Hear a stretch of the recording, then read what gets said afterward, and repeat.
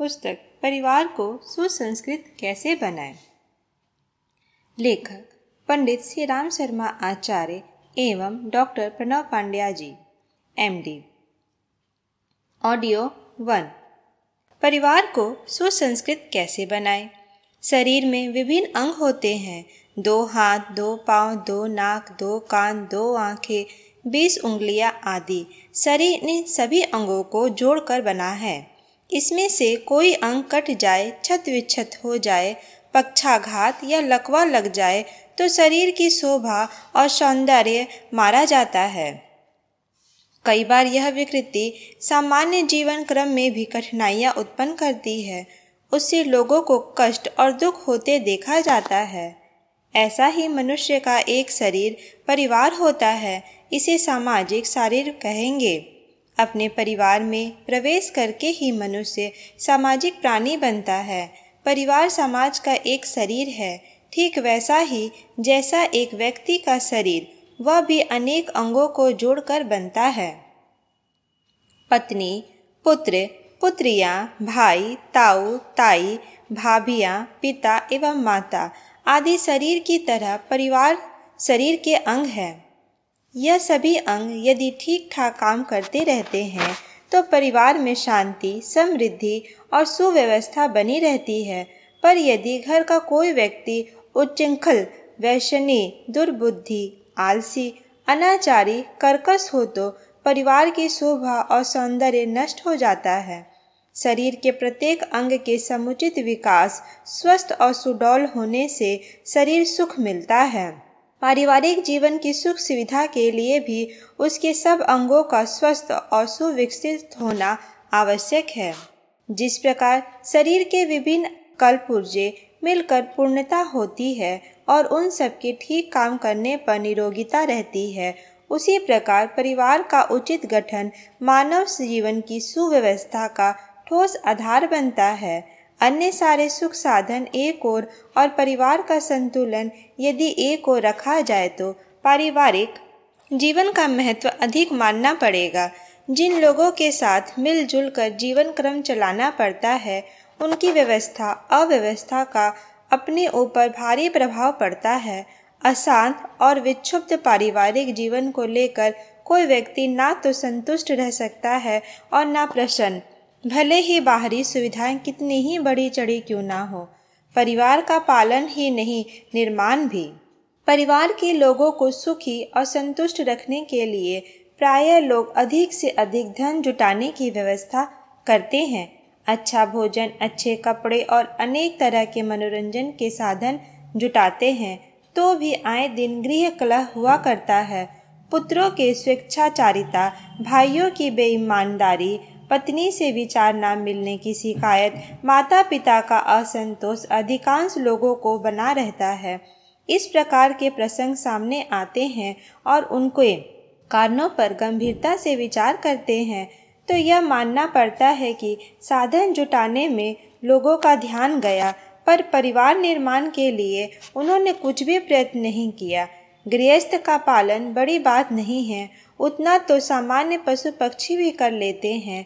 धन कमाना, मकान, जायदाद आदि का उत्तराधिकार परिजनों को दे जाना उतना महत्व नहीं रखता जितना उनको सद्गुणी, सुशील बनाना।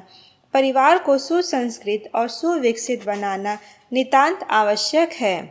चरित्र के सांचे में ढाले गए परिवार कम साधनों में भी पूर्ण प्रसन्नता का जीवन व्यतीत कर लेते हैं। दुर्गुणी व्यक्तियों के लिए तो संपन्नता भी अभिशाप सिद्ध होती है। एक गांव में एक किसान रहता था। किसान बड़ा नेक और परिश्रमी था। उसका एक संपन्न परिवार था। घर में रुपए, पैसे और साधनों का कोई अभाव ना था, पर उसका घर सुखी ना था।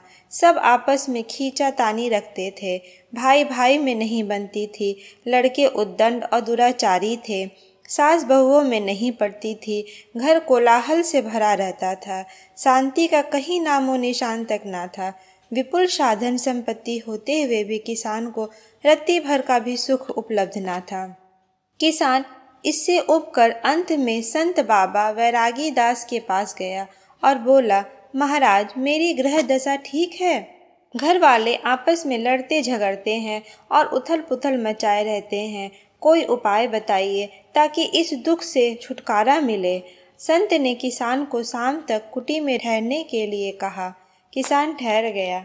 संत की कुटी के आगे से प्रतिदिन कुछ स्त्रियां लकड़ियों के बोझ लेकर गुजरती थी और कुछ देर वहां बैठकर सुस्ताया करती थी। नियमानुसार वे उस दिन भी आए। उनकी दशा पहले जैसी ही थी। किसी का बोझ अधखुला था, किसी के लकड़ियां उलझी हुई थी, किसी की रस्सी ढीली थी, किसी की कमजोरी के कारण गांठ ही टूट गई थी। लकड़ियां जमीन पर पटक कर सब फिर से बोझ बांधने और सुधारने में लग गई। इस हैरानी के कारण स्त्रियों के चेहरे उद्वेग और उत्तेजना से भरे हुए थे, इसलिए बेचारी एक दूसरे को कोसती भी जाती थी। उनमें एक किशोर बालक भी था। उसका बोझ तो औरों से छोटा था, पर करीने से साथ बंधा हुआ था। एक एक लकड़ी सुंदर ढंग से सजाई हुई थी, सब एक साथ मजबूत रस्से से बंधी हुई। एक क्या मजाल जो कोई लकड़ी इधर उधर खिसक जाए। और जब स्त्रियां सब आराम करने की अपेक्षा बोझ सुधारने की उलझन में थी, पर वह बालक उन सबकी ठिठोली कर रहा था, उनकी कमजोरी की चुटकी ले कर हंस रहा था। उसकी प्रसन्नता में कोई अंतर न था, ना ही कोई ऊब और उत्तेजना से वह पीड़ित जान पड़ता था।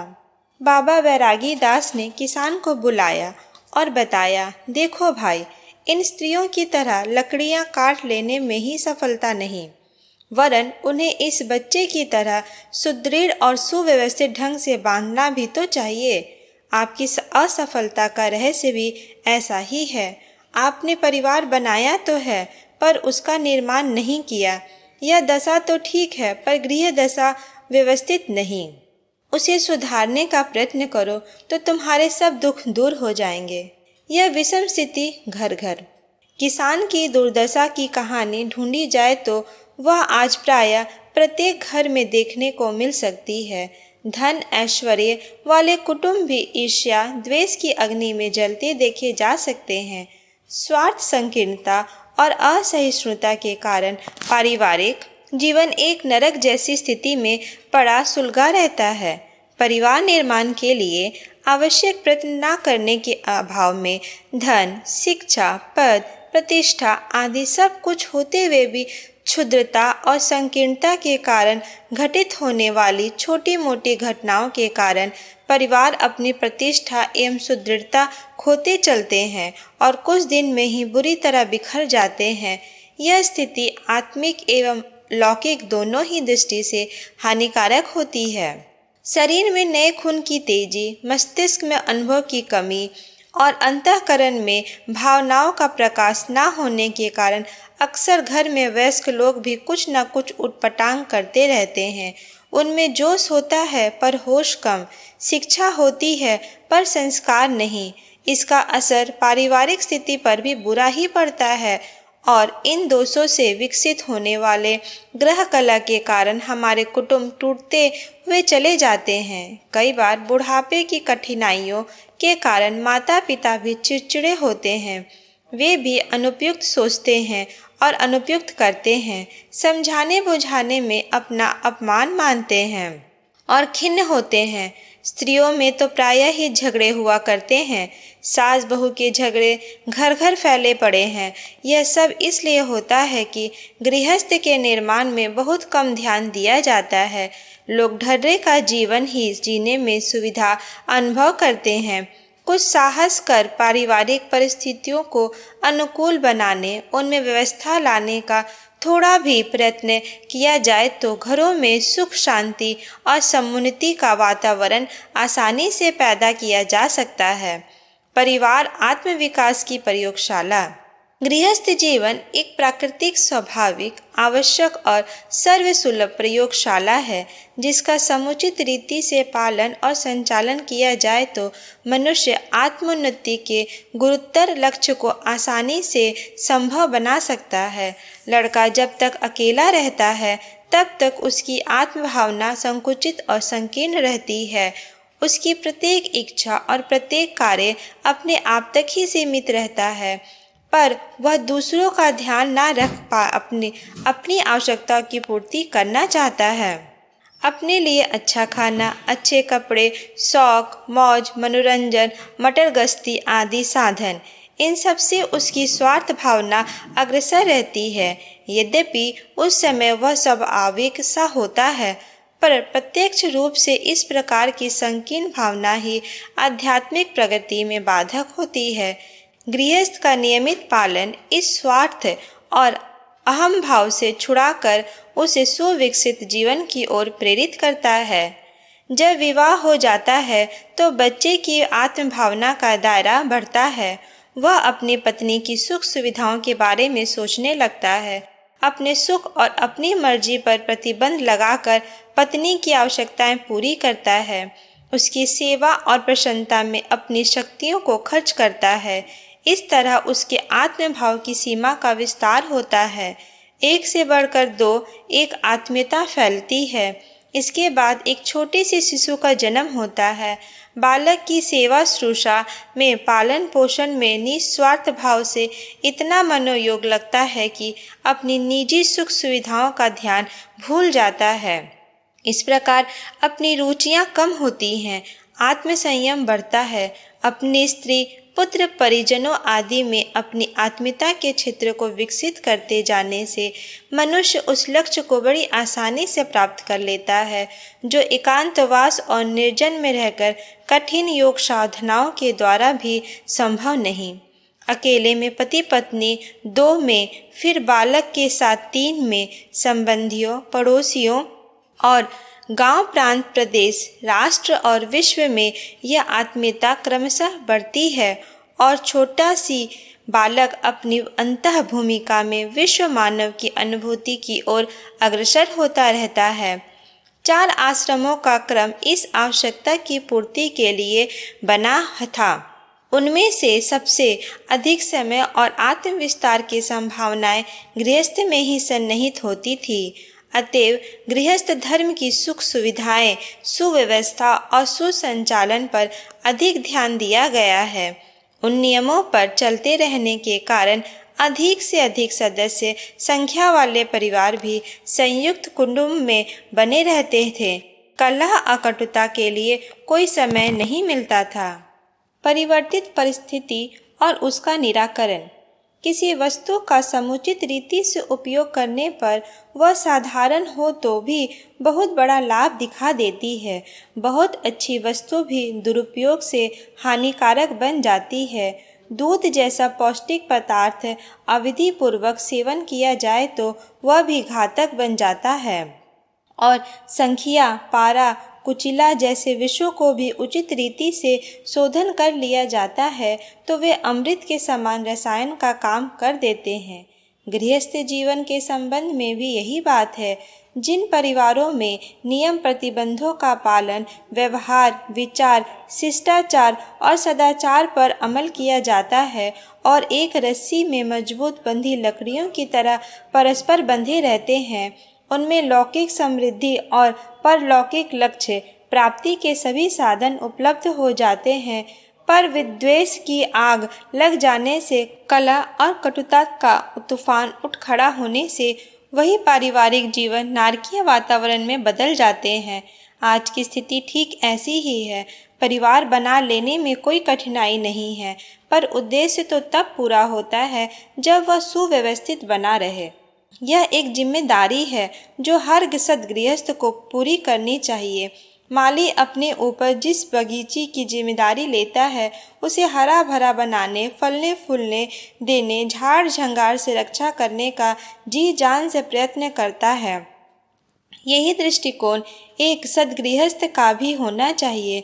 उसे अनुभव करना चाहिए कि परमात्मा ने इन थोड़े से पेड़ों को सींचने, खाद देने, संभालने और रखवाली करने का भार विशेष रूप से मुझे दिया है, तो उनके प्रति किसी तरह की असावधानी ना की जाए। अपने परिवार के हर एक व्यक्ति को स्वस्थ रखने, शिक्षित बनाने, सद्गुणी, सदाचारी और चतुर बनाने की पूरी जिम्मेदारी अपने ऊपर समझते हुए, इसे ईश्वर की आज्ञा का पालन मानते हुए अपना उत्तरदायित्व पूरा करने का प्रयत्न करना चाहिए। अपने परिवार के सदस्यों की सेवा भी परमार्थ, पुण्य, लोक सेवा, ईश्वर पूजा से किसी प्रकार कम नहीं है। दुख की बात यह है कि अब इस जिम्मेदारी का कुशलतापूर्वक पालन नहीं होता। एक बगीचे को सुंदर बनाने में जिस प्रकार माली को सावधानी से श्रम करना पड़ता है, उसी प्रकार परिवार में सद्गुणों का विकास किया जाना भी नितांत आवश्यक है। आमतौर पर परिजनों को पालन पोषण, शिक्षा, आरोग्य आदि का ध्यान हम सब रखते हैं, पर उन्हें सद्गुणी बनाने के लिए पर्याप्त अवसर नहीं दिया जाता। गुणों के अभाव में ही परिवार विसंखलित होते हैं। आपस में प्रेम भावना ना हो तो अपार धन और उत्तम स्वास्थ्य भी भाई बहनों को लड़ने से नहीं बचा सकते। घर के स्त्रियां असंतोष फैला रही हो तो शिक्षित और माता पिता के अज्ञानुव्रती पुत्र भी ऐसे परिवार में रहना पसंद ना करेंगे। या तो वे स्वयं भी कूद पड़ेंगे अथवा संबंध विच्छेद कर लेंगे। परिवार निर्माण में मुख्य कर्तव्य परिजनों के गुणों का विकास करना ही है। लोगों के स्वभाव की संकीर्णता दूर करना और उन्हें सद्गुणी बनाना गृहपति और परिवार के प्रत्येक बुद्धिमान परिजन का कर्तव्य होना चाहिए। तभी गृहस्थ जीवन का सदुपयोग आत्म उन्नति के लिए संभव है। उसी अवस्था में लौकिक और भौतिक सुख समृद्धि का भी रस स्वादन किया जा सकता है।